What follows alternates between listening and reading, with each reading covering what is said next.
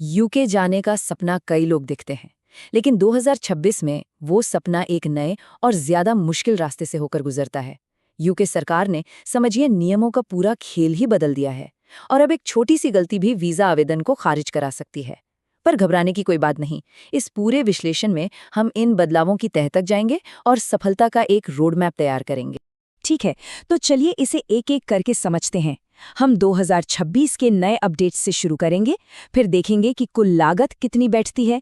इसके बाद उन दो सबसे बड़ी रुकावटों पर बात होगी, फिर आवेदन की पूरी प्रक्रिया को समझेंगे और आखिर में ये जानेंगे कि वो कौन सी आम गलतियां हैं जिनसे बचकर वीजा रिजेक्शन को टाला जा सकता है। तो सबसे पहले ये समझना बहुत जरूरी है कि ये बदलाव कब और कैसे लागू हो रहे हैं। ये सिर्फ कुछ नियमों की लिस्ट नहीं है, बल्कि एक पूरी टाइमलाइन है जिसका सीधा असर यूके पहुंचने के सफर पर पड़ेगा। इस टाइमलाइन को सिर्फ तारीखों की तरह मत देखिए, इसके पीछे एक कहानी है। यूके अब सिर्फ टैलेंट को बुला नहीं रहा, बल्कि ये पक्का कर रहा है कि सिर्फ सबसे ज्यादा काबिल और कमिटेड लोग ही लंबे समय तक वहां रुकें। भाषा की ऊंची जरूरत, सेटलमेंट का लंबा इंतजार और छात्रों के लिए काम करने की छोटी अवधि, ये सब मिलकर एक साफ इशारा करते हैं कि अब तैयारी पहले से कहीं ज्यादा मजबूत करनी होगी। इन सख्त नियमों का सीधा असर जेब पर भी पड़ता है। यूके वीजा अब सिर्फ एक कागजी कार्रवाई नहीं, बल्कि एक बड़ा फाइनेंशियल इन्वेस्टमेंट भी है। तो चलिए देखते हैं कि 2026 में ये निवेश कितना बड़ा हो गया है, क्योंकि बात सिर्फ एप्लीकेशन फीस तक ही सीमित नहीं है।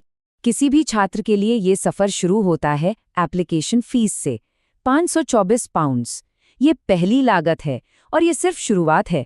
इसे बजट की नींव समझिए, जिसके ऊपर बाकी के खर्चे जुड़ने वाले हैं। और फिर आता है हेल्थ सरचार्ज, हर साल के 776 पाउंड्स। ये एक तरह से स्वास्थ्य सुरक्षा की कीमत है, जिससे यूके की बेहतरीन नेशनल हेल्थ सर्विस यानी NHS की सुविधा मिलती है। याद रहे, ये हर साल का खर्च है, तो कोर्स जितना लंबा होगा ये लागत उतनी ही बढ़ेगी। तो इसे ऐसे समझिए, 2 साल के कोर्स के लिए पढ़ाई शुरू होने से पहले ही सिर्फ वीजा और हेल्थ केयर पर 2000 पाउंड से ज्यादा का खर्च आएगा। और ये रकम ट्यूशन फीस और रहने के खर्च से बिल्कुल अलग है। ये एक बड़ी अपफ्रंट कॉस्ट है। और अगर कोई पेशेवर 5 साल के स्किल्ड वर्कर वीजा पर जा रहा है, तो सोचिए, ये लागत आसमान छू लेती है, लगभग 6700 पाउंड्स। ये छात्रों की लागत से 3 गुना से भी ज्यादा है, जो दिखाता है कि यूके में लंबे समय तक काम करने की कमिटमेंट कितनी महंगी है। अच्छा, तो पैसों का इंतजाम हो गया, बहुत बढ़िया। लेकिन अब बात करते हैं उन 2 रुकावटों की जहां सबसे ज्यादा आवेदन अटकते हैं। ये वो 2 पड़ाव हैं जहां एक छोटी सी चूक भी यूके के दरवाजे से वापस भेज सकती है। पहली और सबसे बड़ी बाधा है पैसों का सबूत। ये साबित करना कि कोर्स और रहने के लिए पर्याप्त फंड है, और वो पैसा आवेदन से ठीक 28 दिन पहले से लगातार खाते में होना चाहिए। ये नियम समझिए पत्थर की लकीर है। आखिरी मिनट में डाला गया कोई भी बड़ा अमाउंट पूरे आवेदन को खतरे में डाल सकता है। और हाँ, पढ़ाई कहाँ करनी है, इससे भी बहुत फर्क पड़ता है। जैसा कि यहाँ साफ दिख रहा है, लंदन में रहने का मतलब है ज्यादा खर्च। इसलिए बैंक खाते में दिखने वाली रकम भी ज्यादा होनी चाहिए, जो ये साबित करे कि राजधानी के खर्चे उठाए जा सकते हैं। ये भी बहुत जरूरी है कि पैसा किसके खाते में है।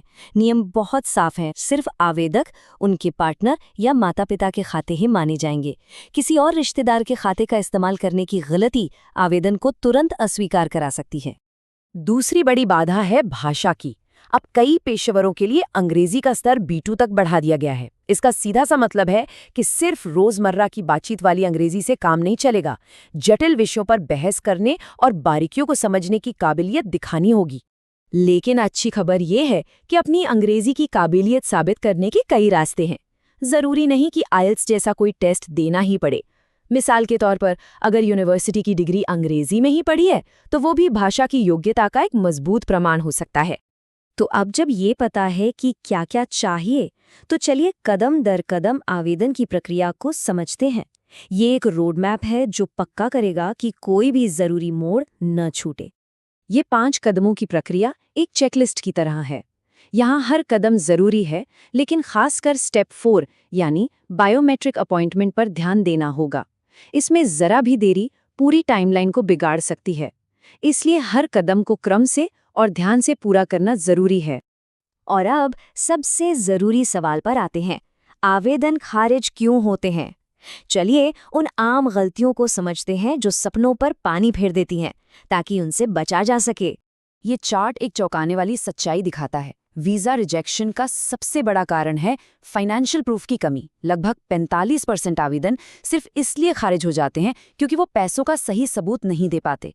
ये बहुत बड़ा आंकड़ा है। तो ये है आखिरी चेकलिस्ट। पैसों के कागजात को 2 बार जांचें, भारत से अपने मजबूत जुड़ाव को साबित करें, ये पक्का करें कि सभी दस्तावेजों में जानकारी एक जैसी हो और भाषा की जरूरत को हर हाल में पूरा करें। तो सार ये है, 2026 में यूके का वीजा पाना महंगा भी है और मुश्किल भी। अब छोटी-मोटी गलतियों के लिए कोई गुंजाइश नहीं है। तैयारी सफलता और असफलता के बीच का फर्क तय करेगी। नियम सख्त हैं और लागत ज्यादा। ये यूके जाने का नया सच है। तो इस महत्वपूर्ण यात्रा को शुरू करने से पहले एक सवाल जरूर मन में आता है, क्या इस चुनौती का सामना करने के लिए तैयारी पूरी है?